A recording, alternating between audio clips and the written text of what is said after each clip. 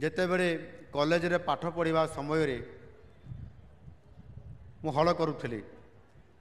ଧାନ ବୁଣା କାମ, ହଳ କାମ କରିବା, ବିହୁଡ଼ା କାମ କରିବା ଏବଂ ଏ ଚାଷ କାମ କରିବାରେ ମୋର ଅନୁଭୂତି ଏବଂ ଏକ୍ସପିରିଏନ୍ସ ମଧ୍ୟ ଅଛି। ଯେହେତୁ ଚାଷୀ ପରିବାରରୁ ମୁଁ ଆସିଛି, ବାପା ଚାଷ କାମ କରନ୍ତି। ଯଦିଓ ସରକାରୀ ଚାକିରି ଥିଲା ବାପାଙ୍କ ପାଖରେ, କିନ୍ତୁ ବାପା ଜଣେ ଚାଷୀ। ଆମର ଚାଷ ଜମି ଅଛି, ଚାଷୀ ପରିବାରରୁ ଆସିଛି। ଆଉ ମୁଁ ଚାଷ କାମରେ ମୋର ବହୁତ ଅନୁଭୂତି ବି ଅଛି। ଗୋଟିଏ ଦିନ ମୋର ମନେ ପଡ଼ୁଛି, ଏଇଭଳିଆ ଧୁ ଧୁ ଖରାରେ ଗୋଟିଏ ବିଲରେ ଧାନ ବୁଣା ହେବା ପୂର୍ବରୁ ଦୋହଳା କାମ ହେଲା। ଆଗରେ ହଳ କରିବା ପାଇଁ ମୋତେ ବାପା କହିଲେ, ଏ ଯେତିକି ଆମ ଏ ମଞ୍ଚ ଅଛି, ଏ ଷ୍ଟେଜ୍ ଅଛି, ଏଇ ଏତେ ବଡ଼ ବିଲଟେ, ବଡ଼ ବିଲଟେ, ଛୋଟ ବଳଦ, ଆମର ବଡ଼ ବଳଦ ରହିଥାନ୍ତି, ଭଲ ବଡ଼ ଲଙ୍ଗଳ ବି ଥାଏ। କିନ୍ତୁ ସେ ବର୍ଷ ଯେହେତୁ ଯେଉଁ କୋଠିଆ କିମ୍ବା ଯେଉଁ ବଗାଡ଼ିଆ କହନ୍ତି, ତାକୁ ଆମେ ପାଇପାରିଲେ ନାହିଁ ବାପା। ତ କାମ କିଏ କରିବ? ଚାଷ ତ ହେବ। ଶେଷରେ ବାପା ନିଜେ ଚାଷ କାମ କଲେ, ମୋତେ କାମରେ ଲଗେଇଦେଲେ। ମୁଁ ସେତେବେଳେ +2 ପଢ଼ୁଥିଲି, +2 +3 ଭିତରେ। ଏହାର କାମ କରିବା ପାଇଁ ପଡ଼ିବ, ସକାଳୁ ଉଠିବା ପାଇଁ ପଡ଼ିବ। ଚାଷ କାମରେ ରାତିରେ ଯେମିତି ଖଳାରେ ଧାନ ଅମଳ କରିବା ପାଇଁ ଯେଉଁ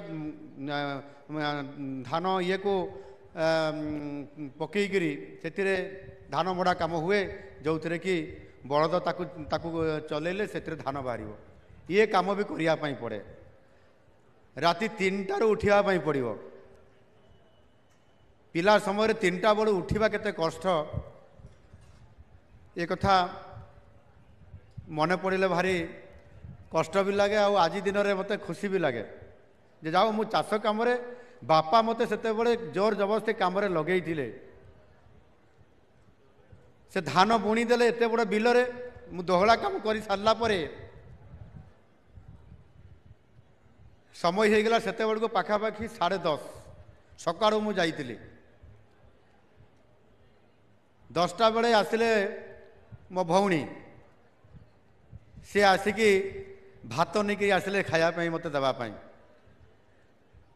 ଠିକ୍ ଚାଷୀଙ୍କ ପରି ଗୋଟେ ମୁଣ୍ଡରେ ପଗଡ଼ି ମରା ହେଇଥିଲା।